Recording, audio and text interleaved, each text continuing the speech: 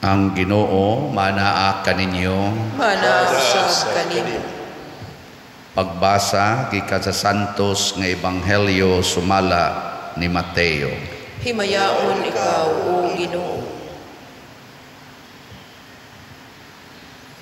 Samtang nagtungas si Jesus paingon sa Jerusalem, gilain niya ang napulog duha katinun-an o giingna niya sila, "Pamati kamo, nagpadulong kita sa Jerusalem, ug didto ang anak sa tao itugyan ngadto sa kadagkuan sa mga pari ug sa mga magtutudlo sa balaod.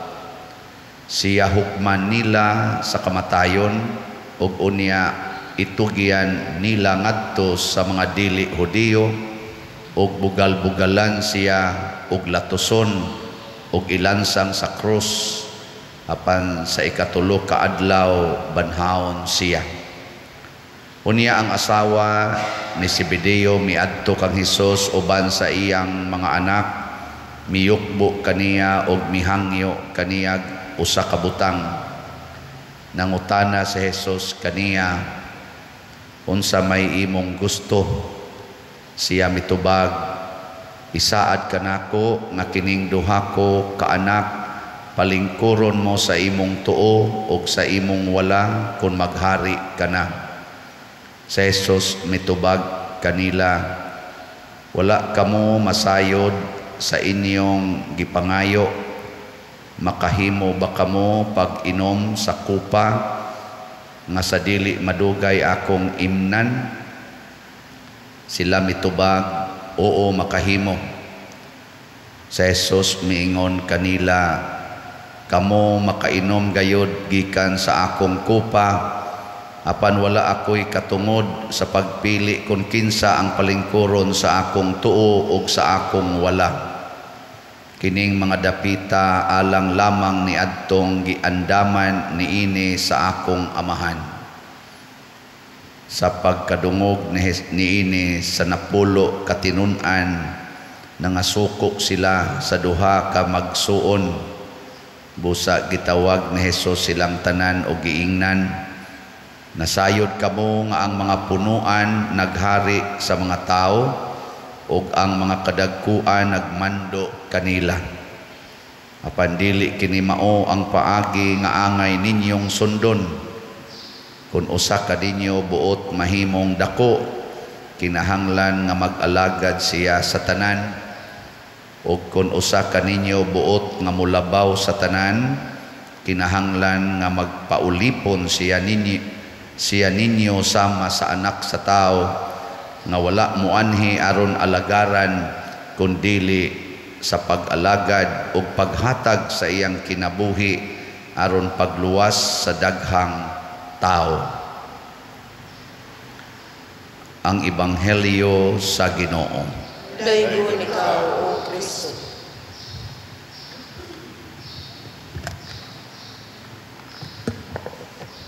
Sa wala pa moabot si Jesus, nagpadala siya mga propeta o mga patriarka, sama nila ni Abraham, nila ni Moises, o sa atorong unang pagbasa si Jeremias. Kining mga gipili ni Jesus nga mga leaders sa mga katawhan, pulos ni dunay sugo sa pagluwas sa mga tao gikan sa kaulipnan. Yaon sa may gibuhat ani mga tawhana, ang gustong muluwas nila ug motudlo nila unsay maayong buhaton, ilang gikalagutan.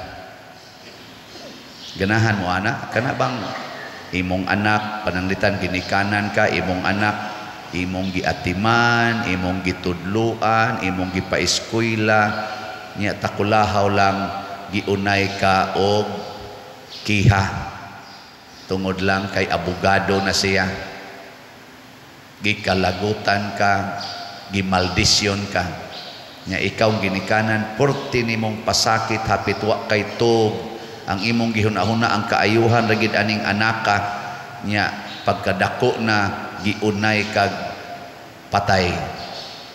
Ganahan mo anang klasiyas anak.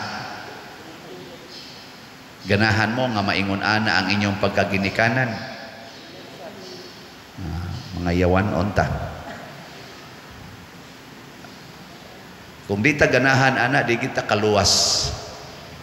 Ngano man ang mga luwasunon, unsa man na sila, yawanon gyud na.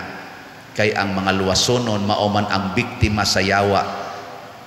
Katubang gipaambitan sa yawa sa iyang kinaiya nga pagkabakakon, pagkapagarbuhon, pagkaisog, pagkamapahitason, mauna sila ang mga yawanon. Gilingi ay mong tupad na unsa man ka, Diyos nun o yawanon. Unya ang Diyos nun sama ni Kristo na mao ang Dios nga nagpakatao, giandam na niya ang iyang kaugalingon nga inigluwas niya, kahibaw na siya nga paantuson siya, daog-daogon siya, gitawag din niya og kupa nga iyang pagaimnon. Kupa ba? Ang kupa sa kasakit o kamatayon. Giandam niya, unang naingon siya, niya kamo, sunod mo nako, mo inomos kupa nga akong imnon. So kita karong nanimba din kita untang nanimba, giandam na sa nato itong kaugalingon nga magbinuutan ko, aron ko dauton, aron ko biay-biayon, aron ko butang-butangan, o aron ko patyon. Dili aron ko dahigon, dili aron daghan mo view sa akong vlog. Kung dili, dauton gyud ko ani, daog-daogon gyud ko ani. Muna si Jeremias nga wa kayo kabantay, kay propeta ra gud siya, dili man siya kahibawon sa gito as future. Nisunod siya sa Ginoo, nagtudlo siya sa mga tao, isip pari, isip propeta.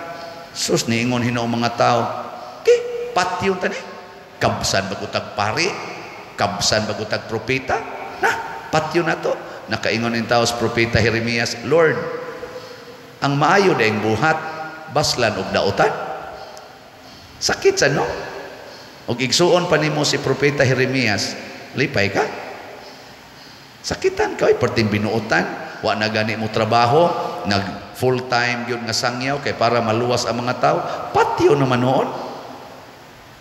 Ug mao nay atong role isip mga magtotoo, gipahinumduman ta ana. Ako pagsugod pa lang nakog alagad og simbahan way back 1984, nag-organize kog youth group dito sa amo. Ang una ginakong nasagubang nagi kalagutan ko hapit tanan akong mga uyuan og iyaan. Apil pang akong mga ginikanan.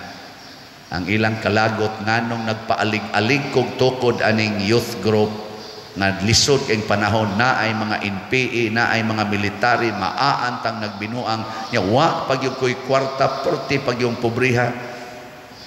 Ga-eskwela pa to si Cañar College, murag grade 12 na karon, nya alig-alig kog tukod atong grupuha.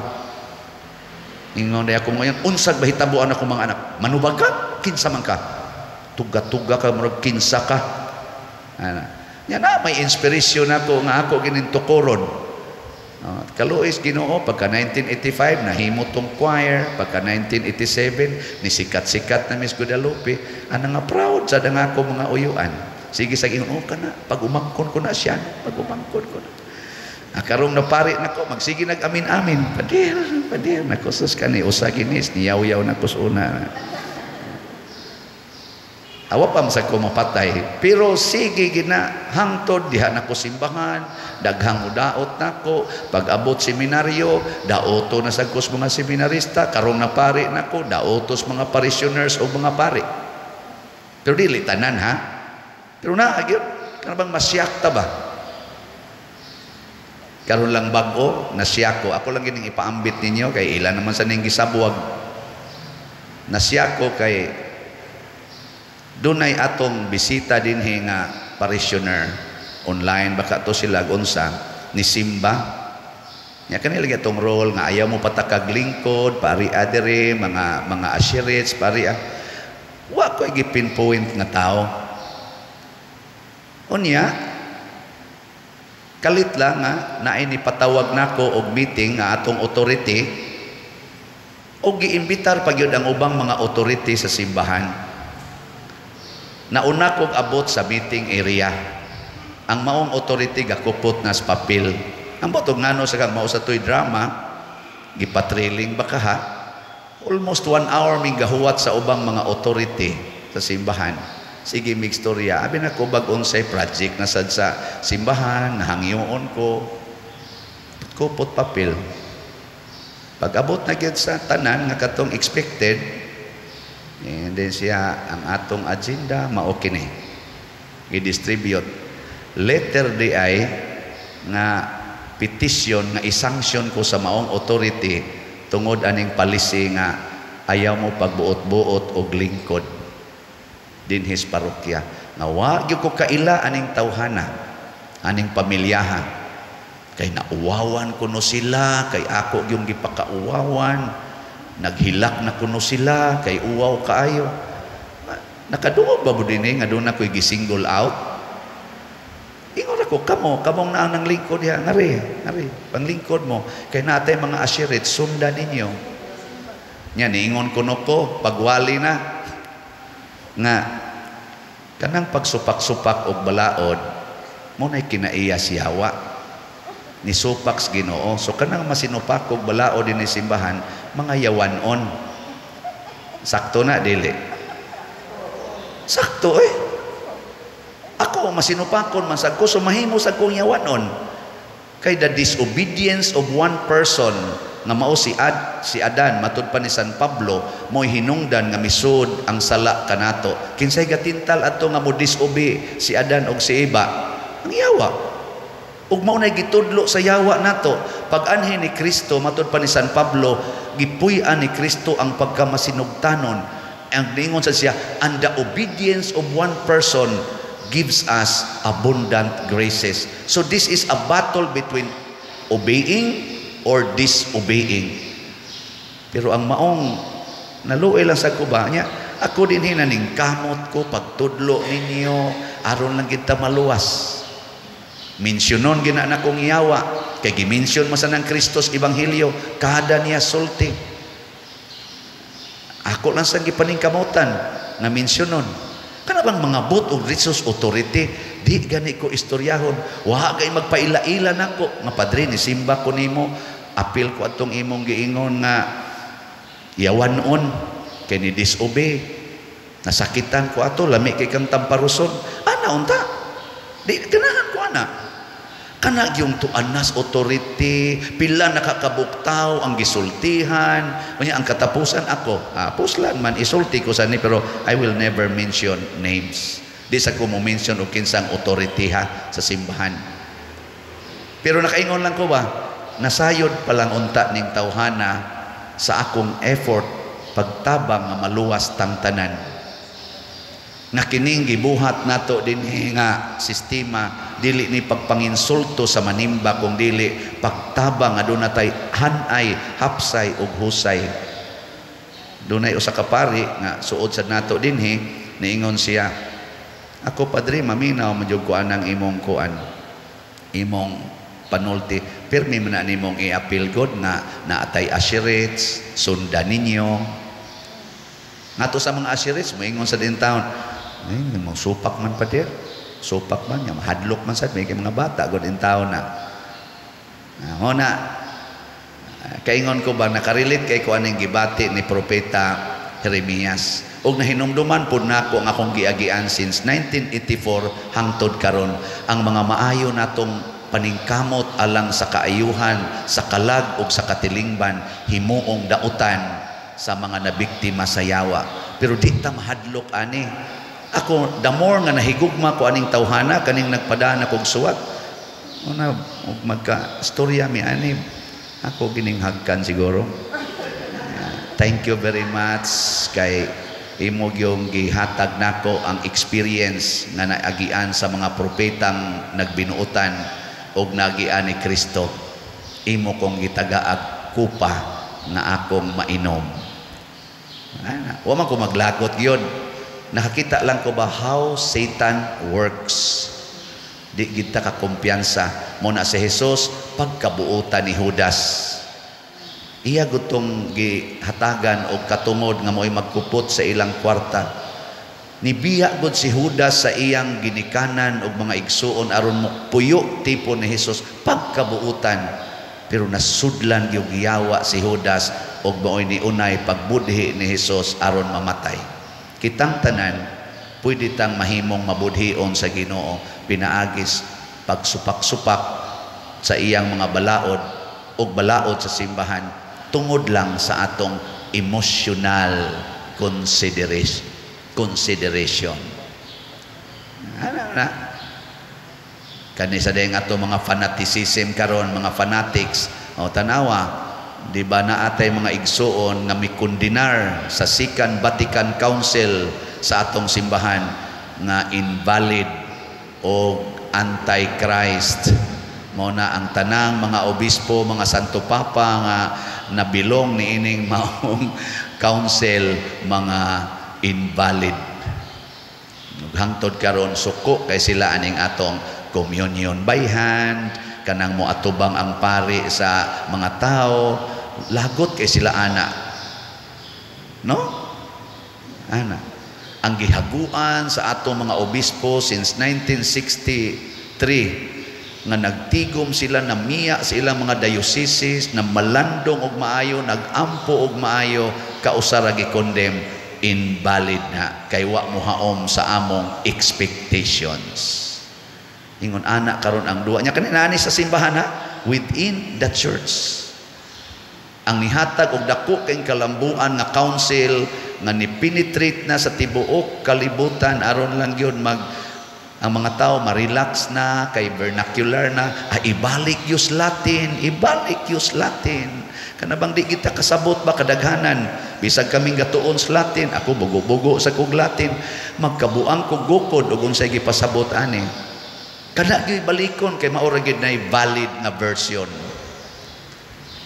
Ingon ani ang yawa mo duwa, pero di ta mo condemn niining mga tawhana.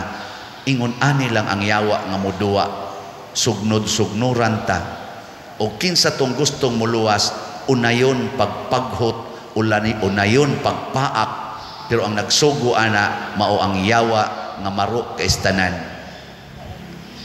Si Judas sa dihang ni budhi ni Jesus matod pas ebanghelyo og misulod ang yawa ni Judas. Sunangana misulod ang yawa ni Judas og milakaw dayon siya aron pagbudhi ni Jesus. Si Eva giistorya si yawa, misulod sad ang yawa ni Eva pinaagi og temptation og gikaon ni Eva ang bungas kahoy nga gidili sa Ginoo. Nibudhi sad siya sa Ginoo. Si Jesus gitintal sad sa yawa niadtong niaging Domingo nga gospel, pero wa kasod ang yawa. Nganuman kay si Jesus wa mahigugmas kalibutan, wa mahigugma gani sa iyang lawas. Ningon siya diri, mianhi ko aron pag-alagad dili magpaalagad.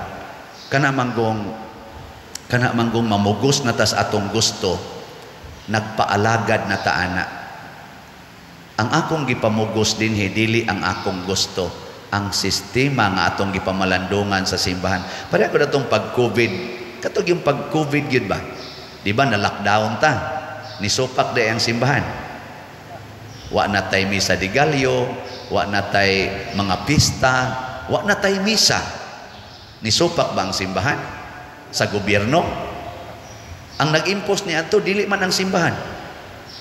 Nitabang ta, kay nakita nato makaayuhan is katilingban.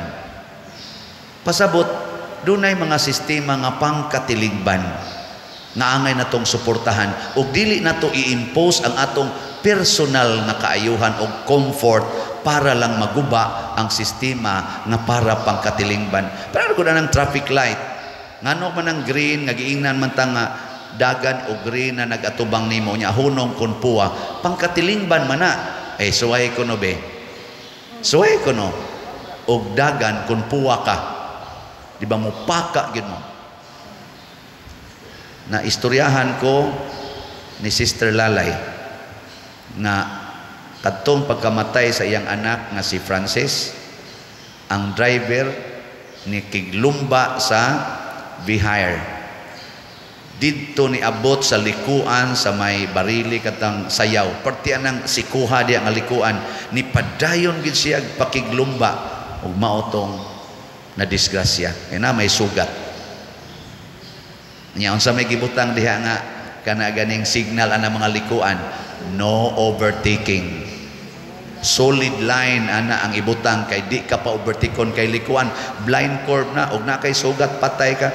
Mao sa tong abinis katong IBC nga pertindaghanang patay nga nagkaunay sila bangga ni overtake man tingali tong tricycle nya likuan nya diha say kusog kayo nga nagpado nga IBC pod mao to nagabangga unsa tong ira porti sa daghanang patay kana bang mo violate sa public safety nga rule kay tungod lang sa atong personal nga agenda nga gusto kong mo overtake do nagi maamong. Pila ka buk patay atong kuana katong nga trahedya dinhi sa atong parokya? Tulo, upat? O tulo. Sunan ka anak. Di ay taon ang pangalan diri ni Francis Ray. Ani sila Sister Lalay sige maginig simba dinhi. Believe lang sad ko kay ila rasang gidawat bisan taliwa sa kasakit na among sa usa ka tawo nga dunay personal agenda iyang gi-violate ang public safety nga rule, no overtaking sa blind curve. Ana, mauna din niya ako nang nabati, mauna ako nang gipadayag ninyo karon kay nakarelate jud ko ni Jeremiah, nakarelate sad ko ni kanya ang demand pagid sa letter sanction this priest. Sunan ka nakuawa na din ako kapamaligyag slot din i-remove ko din di na ko pamisahon tungod lang anang role nga lingkod mo asa mo palingkoron sa asirit tungod lang anang word nga ang pagsupak-supak sa balaod yawanon sanction ko kuhaan ako sa akong faculty mo iyang gusto i-sanction para lang ana nya bisita pagid nato in town siya dire dili siya taga dinhi nga parokya nang nakaingon ta ba I consider this as opportunity to practice sa giingon ni Kristo makainom ka ba sa kupa nga akong imnon ako ningon ako Lord since 1984 ako na nang giinom karon ako na lang sa ning ladokon mahigog magitag kaaway o kaning mga palaaway ako ning ladokon kay masuko ko ani siguro pamalandong ba tawhanon man gina nato nako paita ako pay tagbalay mura bag ako'y tagbalay nya na ako'y bisita nya wa siya makauyon sa akong pamaagi sa akong panimalay siya ako pagyud maoy kiha tungod kay wa siya kauyon sa akong pamaagis panimalay kamo ba tuon ta mo sa inyo bisita ko nya wa ko kauyon na ng arrangement ninyo sa inyo mga bangko nganong anha gi-arrange kadi ko ganahang mulingkod dia dapita nya diri lang kalingkod pa dia ikihati kang animala ka nganong anak ko di ba palingkoron dia nya inyo nang balay bisita ra ko makaingon gyud mo ipauli dito paria ka ikapay pakanon dinhi kay ako bayay mo pakaon dinhi kanang kalawat sacramental nga food ba banquet ba yan so ako'y host nya ang gustong mukaon nga bisita maupay mukihan ako dito sa higher authority nakaingon ko sakit baya pero niingon ko Kristo gani tag-iyas kalibutan gilansang mangani sa tibuok katawhan sa mga buangon nga katawhan nagpalansang man nga siya'y tag-iya mura sa gyapon si Kristo nga matud pa ni San Juan sa iyang gospel sa 1 John Gospel of John chapter 1 kanang prologue siya ang tag-iya sa kalibutan ug sa tanang katawhan mianhi siya sa kalibutan apan ang kalibutan wala muila kaniya mianhi siya sa iyang katawhan apan ang iyang katawhan mipatay kaniya nako ay salamat Lord gamayng kupa adili tingali ni kupa tasa usalan kasyat ingos Kristo ang ako perti man akong ladok daghan to kayo ang imo usalan kasyat ana pero napay umaabot ani thank you ana kaning kiha-kiha na to sa higher authority congratulations for giving me opportunity to drink the cup of suffering. Pero sa tinuod-anay nakahilak ko ha. Nakahilak ko. Anad man sa ko aning hilak-hilak. Dinhi aning parokyaha murag akong imaginon murag katulo na ko nakahilak dinhi aning parokyaha. Ikatulo ang karong bag-o.